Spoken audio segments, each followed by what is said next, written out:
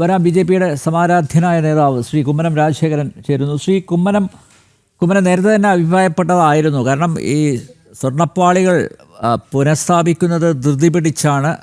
കാരണം ഇതൊരു മോഷണ മുതലാണ്, ഒരു മെറ്റീരിയൽ ഒബ്ജക്റ്റാണ്. ഈ കേസിൽ തന്നെ പ്രധാനപ്പെട്ട കേസിൻ്റെ അന്വേഷണത്തിൽ നിർണായകമായിട്ടുള്ള ഒരു തെളിവാണ്. അപ്പോൾ സ്വാഭാവികമായും അത് പുനഃസ്ഥാപിക്കുന്നതിന് മുമ്പ് ചില പരിശോധനകൾ ഒക്കെ നടത്തേണ്ടതാണ്. ഫോറൻസിക് പരിശോധന അനിവാര്യമാണ്, മെറ്റലർജിക്കൽ ഫോറൻസിക് പരിശോധന അനിവാര്യമാണ്. ഇപ്പോൾ ഈ ഒരു പശ്ചാത്തലത്തിൽ ഇപ്പോൾ ധൃതി പിടിച്ച് ദ്വാരപാലക ശില്പങ്ങളിൽ സ്വർണ്ണപ്പാളി പുനഃസ്ഥാപിക്കുന്നതിന് പിന്നിൽ പ്രത്യേക താല്പര്യങ്ങൾ, ഗൂഢലക്ഷ്യങ്ങൾ ഉണ്ട് എന്ന് കരുതുന്നുണ്ടോ താങ്കൾ? തീർച്ചയായിട്ടും ഈ ദേവസ്വം ബോർഡ് എന്തിനാണ് ഇത്രയധികം ധൃതി പിടിക്കുന്നതെന്ന് അറിഞ്ഞുകൂടാ. ഒന്ന്, ദ്വാരപാല വിഗ്രഹം അവിടെ ഉണ്ട്. ദ്വാരവിഗ്രഹം അല്ലല്ലോ കൊണ്ടുപോയിരിക്കുന്നു, അതിന്റെ ആവരണം മാത്രമാണ്, അതിന്റെ ഒരു ഗോളകയാണ്. അത് എപ്പോൾ വേണമെങ്കിലും വെച്ചാലും മതി. ഇതൊന്നും ഇല്ലായിരുന്നല്ലോ, ഇതൊക്കെ അടുത്ത കാലത്തല്ലേ വന്നത്. ഈ എത്രയോ വർഷങ്ങൾക്ക് മുമ്പ് ആ ദ്വാരപാല വിഗ്രഹം മാത്രമേ ഇവിടെ ഉണ്ടായിരുന്നുള്ളൂ. പിന്നീടാണ് ഈ ചെമ്പ് പൊതിഞ്ഞു, അല്ലെങ്കിൽ സ്വർണം പൂശി സ്വർണം പൊതിഞ്ഞു എന്നൊക്കെ പറയുന്നത്. അപ്പോ ഇത് ഒരു പ്രധാനപ്പെട്ട ഘടകമേ അല്ല.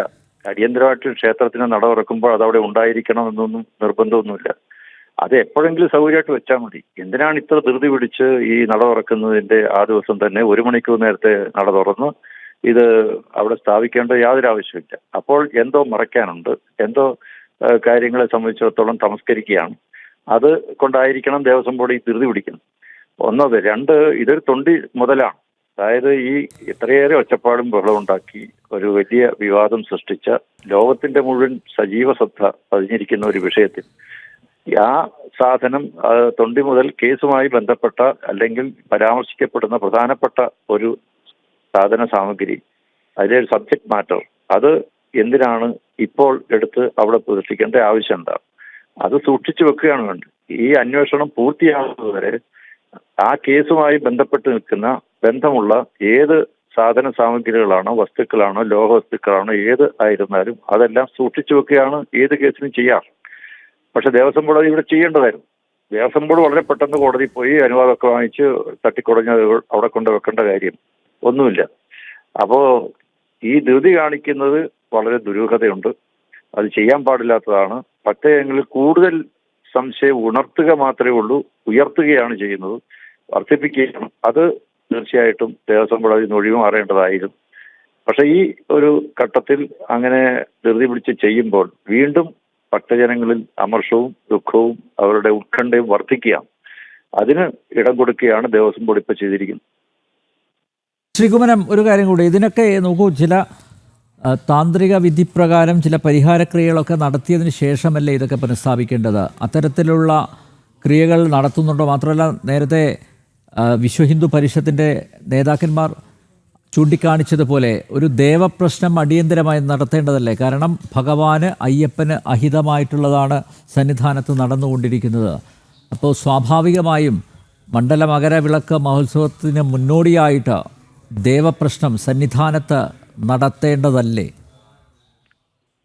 അല്ല, ശബരിമലയെ സംബന്ധിച്ചിടത്തോളം ഇതിനു മുമ്പ് ചെറിയ ചെറിയ കാര്യങ്ങൾ ഉണ്ടാകുമ്പോൾ പോലും ദുർലക്ഷണങ്ങളോ എന്തെങ്കിലുമൊക്കെ കണ്ടപ്പോൾ തന്നെ ഉടനെ തന്നെ ദേവപ്രശ്നങ്ങൾ നടത്തിയിട്ടുണ്ട്. പക്ഷെ ഇത്രയും വലിയ വിവാദമുണ്ടായി ജനങ്ങളുടെ മനസ്സിനെ, ഭക്തജനങ്ങളെ വികാരങ്ങളെ വ്രണപ്പെടുത്തുകയും അവരിൽ ഉത്കണ്ഠ ഉണ്ടാക്കുകയും ചെയ്ത ഈ ഒരു പ്രശ്നം വന്നിട്ട് ഇന്നേ വരെ ദേവപ്രശ്നത്തെക്കുറിച്ച് ചിന്തിക്കുന്നില്ല. ദേവപ്രശ്നം നടത്തേണ്ടതാണ്. കാരണം അതാണല്ലോ ഒരു ക്ഷേത്രത്തിലെ ആചാരവിധി എന്ന് പറയുന്നത്. ഇങ്ങനെയുള്ള അനിഷ്ട സംഭവങ്ങൾ നടക്കുമ്പോഴാണല്ലോ ഒരു ദേവന്റെ ഹിതം എന്താണെന്ന് അറിയേണ്ടത്. അതിന് ദേവസ്വം ബോർഡ് എന്തുകൊണ്ട് തയ്യാറാകുന്നില്ല? ദേവസ്വം ബോർഡ് ആവക കാര്യങ്ങളിലേക്കല്ല, വിശ്വാസവും ആചാരവും അനുഷ്ഠാനവും സങ്കല്പവും അങ്ങനെയുള്ള വിഷയങ്ങളിലേക്കല്ല ദേവസ്വം ബോർഡ് കടക്കുന്നത്. സ്പോൺസർമാരുമായിട്ടുള്ള കാര്യങ്ങളെക്കുറിച്ച്, കിട്ടുന്ന പൈസയെക്കുറിച്ച്, അയ്യപ്പ സംഗമം നടത്തുന്നതിനെക്കുറിച്ച്, അവിടെ വലിയ ടെന്റ് കെട്ടി അതിനൊരു 8 കോടി രൂപ കൊടുക്കുന്നതിനെക്കുറിച്ച് ഇങ്ങനെയാണ് ചിന്തകൾ. ലോക പ്രശസ്തി നേടിയെടുക്കുക, ആളുകളെ ഇങ്ങോട്ടേക്ക് വരുത്തുക, ഇങ്ങനെ ഒരു സാമ്പത്തിക ലാഭം ഉണ്ടാക്കാൻ പറ്റുന്നതായിട്ടുള്ള കാര്യങ്ങളെക്കുറിച്ചാണ് ദേവസ്വം ബോർഡിന് എപ്പോഴും ചിന്ത. അതുകൊണ്ടാണല്ലോ ഈ സ്വർണ്ണ സ്പോൺസറെ കണ്ടെത്തുക, അത് കൊടുക്കുക, അതിന് പൈസയുടെ കാര്യത്തെക്കുറിച്ച് ചിന്തിക്കുക, ഇങ്ങനെ ഉള്ള കാര്യങ്ങളെക്കുറിച്ച് മാത്രം ചിന്തിക്കുന്നു. പക്ഷെ ഭക്തജനങ്ങൾക്ക് വിശ്വാസമുണ്ട്. ആ വിശ്വാസത്തെ എങ്ങനെ കാത്തു രക്ഷിക്കാം?